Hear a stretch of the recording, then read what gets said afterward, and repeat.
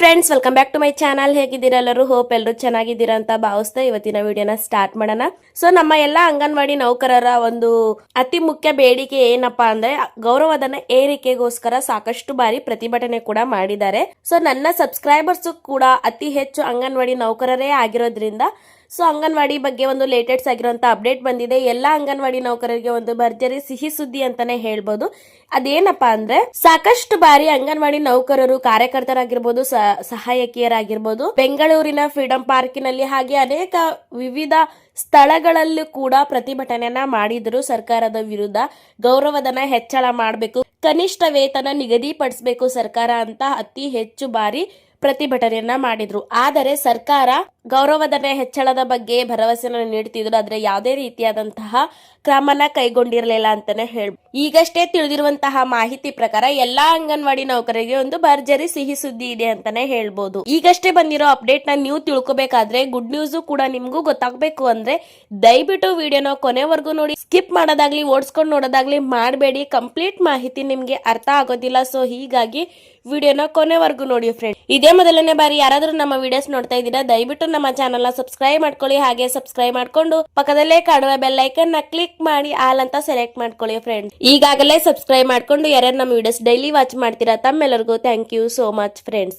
ಸಾಕಷ್ಟು ಬಾರಿ ಅಂಗನವಾಡಿ ನೌಕರರು ಅವರ ಗೌರವಧನ ಹೆಚ್ಚಳಗೋಸ್ಕರ ಆಗಿರ್ಬೋದು, ಅಥವಾ ಅವರನ್ನು ಸರ್ಕಾರಿ ನೌಕರರನ್ನಾಗಿ ಪರಿಗಣಿಸಬೇಕು ಅನ್ನೋದ್ರ ಬಗ್ಗೆ ಆಗಿರ್ಬೋದು, ಅಥವಾ ಗ್ರಾಜ್ಯುಯಿಟಿ ಬಗ್ಗೆ ಆಗಿರ್ಬೋದು, ಸಾಕಷ್ಟು ವಿವಿಧ ಬಗೆಯ ಅವರ ಬೇಡಿಕೆಗಳಿತ್ತು ಅಂತಾನೆ ಹೇಳ್ಬೋದು. ಹೀಗಾಗಿ ಹಲವು ಬೇಡಿಕೆಗಳನ್ನೆಲ್ಲ ಮುನ್ನಿಟ್ಕೊಂಡು ಅವರು ಸಾಕಷ್ಟು ಬಾರಿ ಪ್ರತಿಭಟನೆಯನ್ನ ಮಾಡ್ತಾನೆ ಬಂದಿದ್ದಾರೆ ಅಂತಾನೆ ಹೇಳ್ಬೋದು.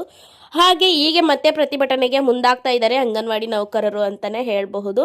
ಏನಪ್ಪಾ ಅಂದ್ರೆ ಸರ್ಕಾರ ಇವರು ಅಂಗನವಾಡಿ ನೌಕರರು ಪ್ರತಿಭಟನೆ ಮಾಡಿದಾಗ ಅವರ ಬೇಡಿಕೆಯನ್ನ ಈಡೇರಿಸ್ತೀವಿ ಅನ್ನೋ ಭರವಸೆ ಮಾತ್ರ ಸರ್ಕಾರ ನೀಡ್ತಾ ಇದೆ.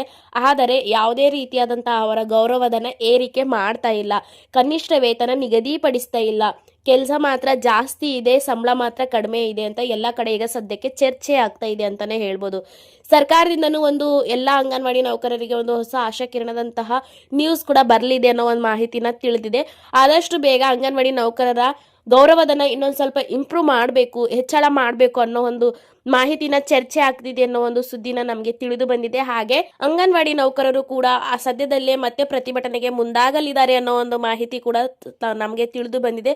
ಸೊ ಯಾವಾಗ ಯಾವ ಡೇಟ್ ಅಂಗನವಾಡಿ ನೌಕರರು ಮತ್ತೆ ಪ್ರತಿಭಟನೆ ಮಾಡಲಿದ್ದಾರೆ, ಅಂಗನವಾಡಿ ನೌಕರರ ಗೌರವಧನ ಹೆಚ್ಚಳ ಆಗೋದ್ರ ಬಗ್ಗೆ ಸರ್ಕಾರದಿಂದ ಹೊಸದಾಗಿ ಏನಾದ್ರೂ ನೀವು ಮತ್ತೆ ಅಪ್ಡೇಟ್ ನ ಬಿಟ್ಟಿದ್ರೆ ಅಥವಾ ಘೋಷಣೆ ಮಾಡಿದ್ರೆ ನೆಕ್ಸ್ಟ್ ವಿಡಿಯೋದಲ್ಲಿ ತಿಳಿಸ್ಕೊಡ್ತೀನಿ ಫ್ರೆಂಡ್ಸ್. ಸದ್ಯಕ್ಕೆ ಈ ತರ ಒಂದು ಸುದ್ದಿಗಳು ನಡೀತಾ ಇದೆ ಅನ್ನೋದು ನಿಮ್ಮ ಮುಂದೆ ತರಲಾಗಿತ್ತು ಈ ವಿಡಿಯೋ ಮೂಲಕ. ಸೊ ಮಾಹಿತಿ ಇಷ್ಟ ಇದ್ರೆ ವಿಡಿಯೋಗೆ ಲೈಕ್ ಮಾಡಿ. ಹಾಗೆ ಇನ್ನು ಯಾರೇ ನಮ್ಮ ಚಾನಲ್ ಸಬ್ಸ್ಕ್ರೈಬ್ ಮಾಡದೆ ನೋಡ್ತಾ ಇದ್ರೆ ದಯವಿಟ್ಟು ಸಬ್ಸ್ಕ್ರೈಬ್ ಮಾಡ್ಕೊಳ್ಳಿ.